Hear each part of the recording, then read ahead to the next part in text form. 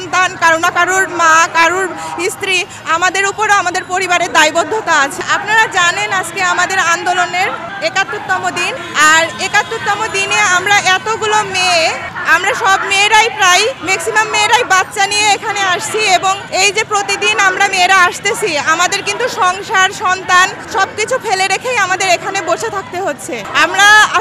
আমরাও ক্লান্ত হয়ে গেছি। আমরা চাই আমরা আমাদের প্রধান উপদেষ্টার নিকট যে আমাদের জন্য একটা ব্যবস্থা তিনি করুন, তিনি সুন্দরভাবে আমাদের বিষয়গুলো জানার চেষ্টা করুন, এবং আমরা যে আমাদের দাবিগুলো নিয়ে এখানে এসেছি, এই দাবিগুলো তিনি আমাদের সঙ্গে আলোচনার মাধ্যমে একটা সুন্দর সমাধান উনি আমাদেরকে দিক। কারণ কতদিন আমরা মেয়েরা এই নারী বান্ধব চাকরি করে নারীদেরকে প্রান্তিক পর্যায়ে সেবা দিয়ে আমরা কতদিন এই মাঠ পর্যায়ে সেবা বন্ধ রেখে এখানে বসে থাকবো। আমরাও তো কারো না কারোর সন্তান, কারো না কারোর মা, কারোর স্ত্রী, আমাদের উপরও আমাদের পরিবারের দায়বদ্ধতা আছে। তো সেই জায়গা থেকে আমার যেটা মনে হয়, আমাদের এই সমস্যার দ্রুততম সমাধান করা উচিত। আর যেহেতু আমরা এখান থেকে আমরা প্রত্যেকটা মেয়েই যে মানে একটা আয় করি, আর এই আয়টা আমাদের সংসারের কাজেই ব্যবহার হয়। এখানে অনেক মেয়েরা আছে যারা তাদের এই চাকরির ইনকামে তাদের পরিবার চালাচ্ছে, মা বাবাকে দেখছে,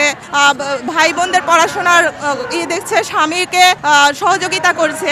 এই চাকরিটা হুট করে যদি বন্ধ হয়ে যায়, এতগুলো নারীর যে কর্মসংস্থানের ব্যবস্থা, এতগুলো নারী বেকার হয়ে যাবে, এটা কিন্তু একটা দেশের আর্থিক উন্নয়নের দিকে অনেক সমস্যার সৃষ্টি হবে। তো আমার দিক থেকে মনে হয় আমাদের সার্বিক সমস্যাগুলো বিবেচনা করে আমাদের প্রধান উপদেষ্টা মহোদয়ের উচিত আমাদের এই সমস্যাগুলোর সুন্দর এবং সুষ্ঠুভাবে একটা সমাধান দেওয়া উচিত। আমরা চাই আমাদের দাবিগুলো মেনে নেওয়া হোক, আমাদের চাকরিটা রাজস্বকরণ করা হোক, এবং আমরা আমাদের কর্মস্থলে ফিরে যেতে চাই। আমরা আমাদের প্রান্তিক পর্যায়ে নারীদেরকে যে সেবাগুলো দিই, আমরা চাই না তারা এই সেবাগুলো থেকে নিজেদের যে অধিকার এটা বন্ধ হোক, তাদের অধিকার জায়গাটা। আর আমাদের যে কর্তনকৃত বেতন ভাতা আছে, এটা অবিলম্বে পরিশোধ করা হোক। আমরা তো কষ্ট করেই চাকরিটা করেছি, আর এটা আমাদের ন্যায্য অধিকার। আমরা দীর্ঘদিন যাবত আমাদের যে বেতন ভাতা, পাহাড়ি ভাতা, চর ভাতা কর্তন করা হয়েছে, যাতায়াত ভাতা, এগুলো যেন আমরা অবিলম্বে ফেরত পাই,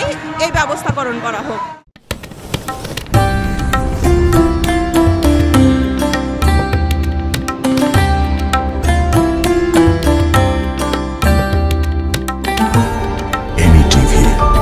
স্বাধীন বাংলার স্বাধীন কণ্ঠ।